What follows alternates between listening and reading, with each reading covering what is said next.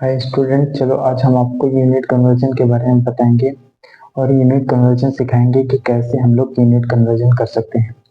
तो unit conversion जानने के लिए सबसे पहले हमको डायग्राम को जानना होगा अच्छे से और इसको याद होना चाहिए, ठीक है।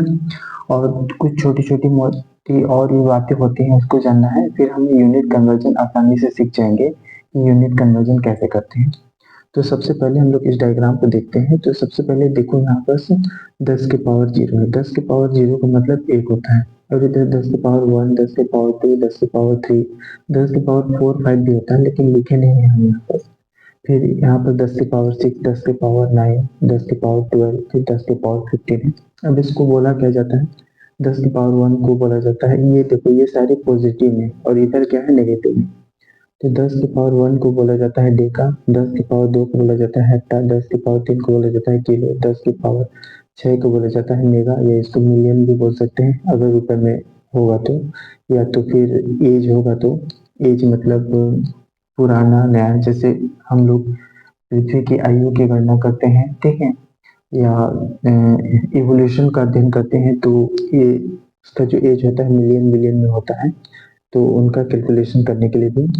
उसी तरह 10 की पावर 9 है तो गीगा, उसको बिलियन बोलते हैं। 10 की पावर 12 है तो टेरा, उसको ट्रिलियन बोलते हैं। 10 की पावर 15 है तो पेटा, या उसको क्वाड्रिलियन बोलते हैं।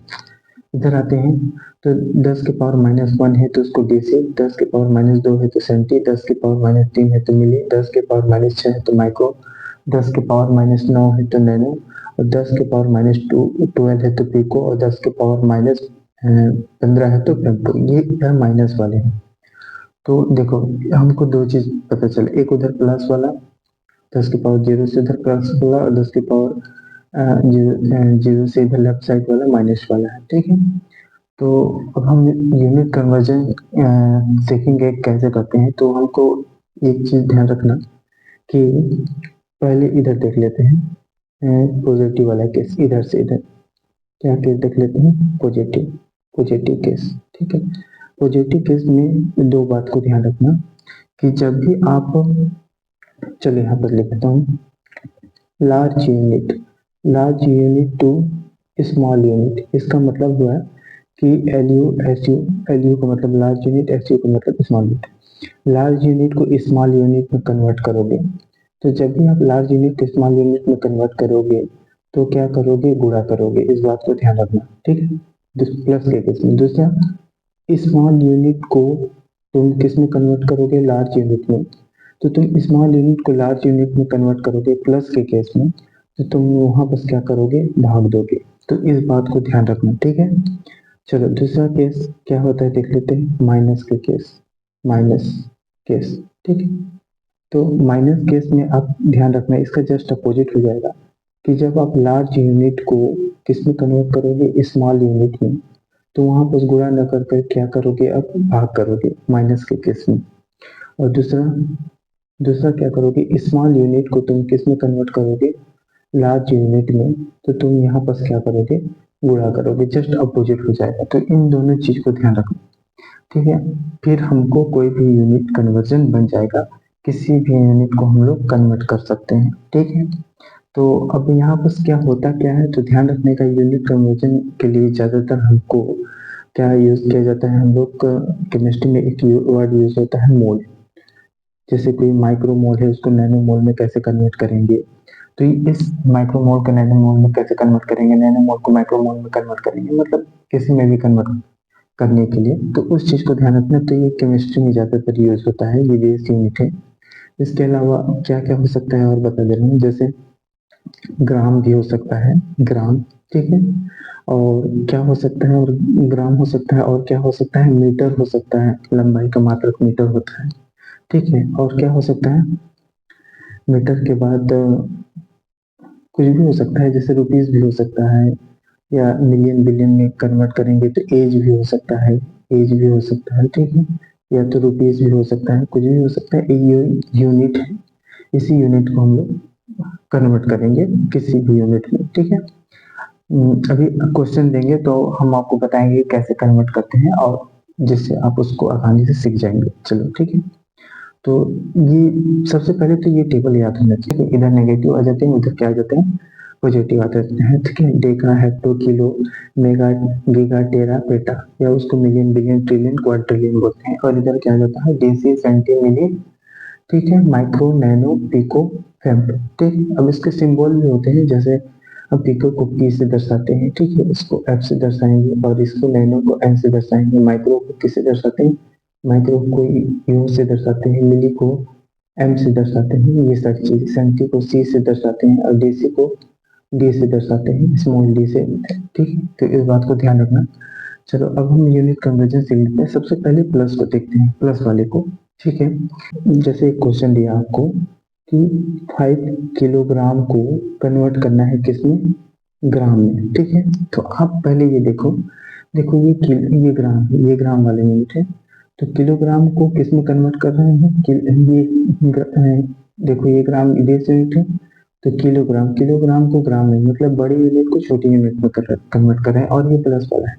तो प्लस के केस में जब बड़ी यूनिट, लार्ज यूनिट को स्मॉल यूनिट में कन्वर्ट करते हैं तो गुणा करते हैं। किससे गुणा करते हैं, ये भी ध्यान रखिएगा। तो डिफरेंस से गुणा करते हैं। किससे गुणा करते हैं, डिफरेंस से। हाँ, इस बात को ध्यान रखना कि जब भी हम लोग यूनिट को किसी दूसरी यूनिट में कन्वर्ट करेंगे तो डिफरेंस से गुणा कर देगा। और यहाँ से यहाँ तक का डिफरेंस कितना है, तो यहाँ से यहाँ तक का डिफरेंस देखोगे तो 10 की पावर 3 का है। कितने का है, 10 की पावर 3 का है। यहाँ से यहाँ देखो, एक से लेकर के आप ले सकते हो, तो एक से लेकर के 1000, तो 1000 के बीच में कितना होता है, 10 की पावर 3 ही तो होता है, ठीक है। तो देखो, बड़ी यूनिट को छोटी यूनिट में कन्वर्ट कर रहे हैं, तो 5 को किससे गुणा करेंगे, 10 की पावर 3 से, तो कितना हो जाएगा, ये 5 हो जाएगा, और 10 की पावर 3 का मतलब होता है 1000, ठीक है।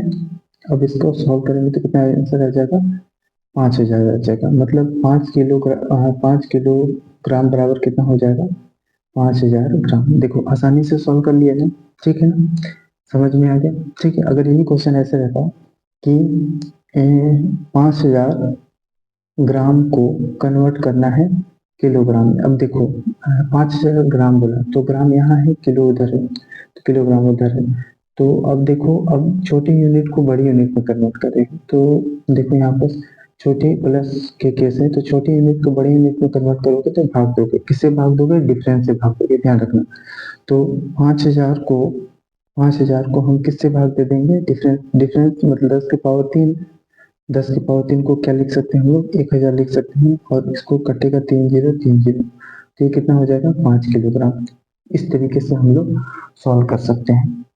ये समझ में आ गया आपको, बहुत अच्छे तरीके से समझ में आया है, आशा करता हूँ, ठीक है। चलो और भी देख लेते हैं हम लोग कि कैसे कन्वर्ट करेंगे, ठीक है।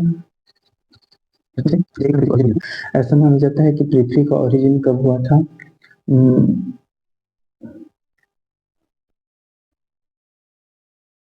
चलो पृथ्वी का ओरिजिन हुआ था, पृथ्वी का ओरिजिन तो 4.5 बिलियन ईयर्स हुआ था, लेकिन किसी ऑर्गेनिज्म का ओरिजिन हुआ था वो 3.5 बिलियन ईयर्स अगो हुआ था। अब इस बिलियन ईयर्स को किस में कन्वर्ट करना है मुझे, मिलियन ईयर्स में करना है, मिलियन ईयर्स में करना है, ठीक है। तो अब देखो, बिलियन को कन्वर्ट करना है मिलियन में। अब यहाँ पर डिफरेंस देखो, तो यहाँ पर डिफरेंस देखोगे तो यहाँ पर भी 10 की पावर 3 का डिफरेंस है, ठीक है। तो देखो, बिलियन को मिलियन में, मतलब बड़ी यूनिट को छोटी यूनिट में कन्वर्ट कर रहे हैं, तो 3.5 को हम क्या करेंगे, गुणा करेंगे, किससे गुणा करेंगे, डिफरेंस से। तो डिफरेंस कितना है, 10 की पावर 3 है, तो इसको गुणा करेंगे तो कितना आ जाएगा, इसको कैसे लिख सकते हैं, 3.5 इंटू 3, ठीक है। अब इसको गुणा करेंगे तो कितना आ जाएगा, 3 5 और 1 2, ठीक है। हाँ, इतना आ जाएगा, क्योंकि एक दशमलव हट जाएगा, ठीक है। मतलब एक जीरो और लग जाएगा, दशमलव को भी भूल जाओ तो, मतलब 35 के आगे 3 जीरो लग जाएगा, लेकिन एक संख्या के पहले दशमलव है तो यहाँ पर हम लोग दशमलव लगा देंगे। मतलब आया कितना, 3500 मिलियन ईयर्स अगो, मतलब 3.5 बिलियन ईयर्स अगो को हम लोग 3500 मिलियन ईयर्स अगो भी लिख सकते हैं। इस तरीके से हम लोग यूनिट कन्वर्जन को सीख गए, और आसानी से आप इस तरीके का क्वेश्चन आया तो आप उसको इजीली बना सकते हो, ठीक है। बस इस बात को ध्यान रखना कि प्लस के केस में बड़ी यूनिट को छोटी यूनिट में कन्वर्ट करना है तो गुणा करोगे, और छोटी यूनिट को बड़ी यूनिट में कन्वर्ट करना है तो भाग दोगे। किससे भाग दोगे? डिफरेंस से भाग दोगे। किससे भाग दोगे? डिफरेंस से। ठीक है, तो चलो अब हम माइनस के केस में देख लेते हैं, माइनस के केस में जो क्वेश्चन आते हैं उसको कैसे सॉल्व करते हैं। तो माइनस के केस में इधर आपको ध्यान रखना पड़ेगा, जैसे 10⁻⁻1 को सेंटी बोलते हैं, 10⁻⁻1 को डेसी बोलते हैं, 10⁻⁻2 को सेंटी बोलते हैं, 10⁻3 को मिली बोलते हैं, 10⁻6 को माइक्रो बोलते हैं, 10⁻9 को नैनो बोलते हैं, 10⁻12 को पीको बोलते हैं, 10⁻15 को फेम्टो बोलते हैं। जैसे आपके पास बोला कि 5 माइक्रो, अब देखो इसको इधर जो होता है वो अक्सर मोल ले लेते हैं। 5 माइक्रो मोल को कन्वर्ट करो किसमें? नैनो मोल में। किसमें कन्वर्ट करना है? नैनो मोल में। अब देखो माइक्रो मोल को नैनो, अब देखो यहाँ पर कोई डिफरेंस देखोगे तो यहाँ पर डिफरेंस कितना है? यहाँ पर 10⁻³ का है। ठीक है, अब यहाँ पर -3 है। तो ध्यान रखना, आप माइक्रो मोल को नैनो मोल में कन्वर्ट कर रहे हो। माइक्रो मोल यहाँ है, नैनो मोल यहाँ है, तो आपको पता होगा कि माइनस में जो जितना ही ज्यादा बड़ा होता है उतना ही ज्यादा छोटा होता है, जितना ही ज्यादा छोटा होता है उतना ही ज्यादा बड़ा होता है। तो माइक्रो मोल यहाँ पर बड़ा है, नैनो मोल यहाँ पर छोटा है। तो आप बड़ी यूनिट को छोटी यूनिट में कन्वर्ट कर रहे हो, तो ये वाला ध्यान रखिएगा। तो बड़ी यूनिट को किस में कन्वर्ट करना है? छोटी यूनिट में, तो भाग देना पड़ता है यहाँ पर माइनस के केस में। तो देखो 5 है, ठीक है। अब 5 को आप क्या कर रहे हैं? छोटी यूनिट में कन्वर्ट कर रहे हैं, नैनो मोल में, तो डिफरेंस से भाग दोगे। डिफरेंस से भाग दोगे मतलब 10⁻³ से ऐसे भाग दोगे। अगर इसको सॉल्व करोगे तो हाँ 5 है। देखो 10⁻³ है, अगर बट्टे के उस पर चले जाएगा तो ये प्लस में चले जाएगा, 10⁻³ हो जाएगा। तो प्लस वाला माइनस में हो जाता है और माइनस वाला प्लस में हो जाता है अगर बट्टे के उस पर जाता है। तो ये बट्टे के ऊपर ले जाएंगे इसको, तो ये 10 की पावर कितना हो जाएगा? 3 हो जाएगा। और इसको सॉल्व करेंगे तो 5 इंटू 1000 और ये कितना हो जाएगा? 5000 हो जाएगा। मतलब 5000 नैनो मोल हो जाएगा। 5000 नैनो मोल हो जाएगा। तो माइक्रो मोल को नैनो मोल में कन्वर्ट कर लिया। ठीक है, इस तरीके से क्वेश्चन को आप इजी तरीके से सॉल्व कर लिए। चलिए एक और क्वेश्चन देख लेते हैं। मैं बोला कि 6 माइक्रो मोल को कन्वर्ट करना है किसमें? सेंटी मोल में। ठीक है, अब देखो माइक्रो मोल को सेंटी मोल, ये माइक्रो मोल है, ठीक है, और ये सेंटी मोल। अब यहाँ से यहाँ तक का डिफरेंस देखोगे तो 3 तो 5 कितना हुआ? -5 हुआ। समझ में आया? ठीक है, सॉरी ये 4 होगा ना, 4 होगा, कितना होगा? 4, तभी ना 2 में 4 जोड़ेंगे तो कितना हो जाएगा? 6 हो जाएगा। ठीक है, तो ध्यान रखिएगा माइक्रो मोल को कन्वर्ट करना है सेंटी मोल में। ठीक, अब देखो, अब यहाँ पर छोटी यूनिट को बड़ी यूनिट में कन्वर्ट करना है। तो छोटी यूनिट को बड़ी यूनिट में कन्वर्ट करने के लिए क्या करना पड़ता है? गुणा करना पड़ता है। किससे? डिफरेंस से गुणा करना पड़ता है। तो डिफरेंस 10⁻⁻4 का है, तो 6 इंटू 10⁻⁻4 से गुणा कर दिया। इसको सॉल्व करेंगे, देखो ये गुणे में बराबर बट्टे के नीचे ले आएंगे तो भाग में चले जाएगा और ये प्लस में हो जाएगा। तो 6 बट्टे कितना हो जाएगा? 10⁻4। अब इसको कैसे लिख सकते हैं? 6 बट्टे 10⁻4 मतलब 1 2 3 4 कितने लगे हैं? 0। और इसको और सॉल्व करेंगे तो 4 संख्या के पहले दशमलव लगेगा क्योंकि 4 जीरो है। तो एक संख्या तो हो गया, दूसरा, तीसरा, चौथा। ठीक है, अब यहाँ पर दशमलव लगेंगे मतलब इसका आंसर इतना आ जाएगा। तो 6 माइक्रो मोल को कन्वर्ट किए तो सेंटीमोल में कितना आया?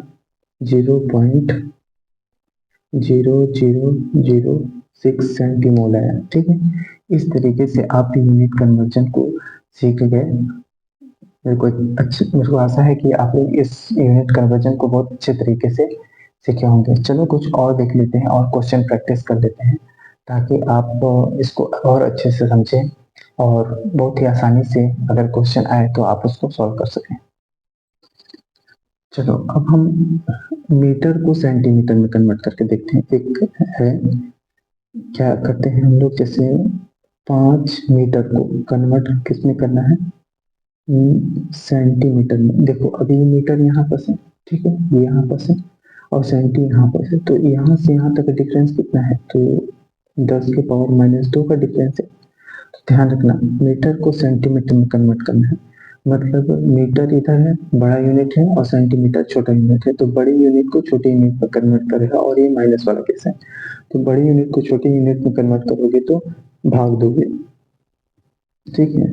तो 5 को किससे भाग दोगे, 10 के पावर माइनस 2 से भाग दोगे, और इसको सॉल्व करोगे तो 5 इंटू, देखो 10 के पावर माइनस 2 है, ठीक है। अगर ये बट्टे की उस पार चले जाएगा तो ये प्लस में चले जाएगा, तो 10 के पावर कितना हो जाएगा, 2 हो जाएगा, और इसको सॉल्व करेंगे तो 5 इंटू 100, तो कितना हो जाएगा ये 500 सेंटीमीटर, ठीक है।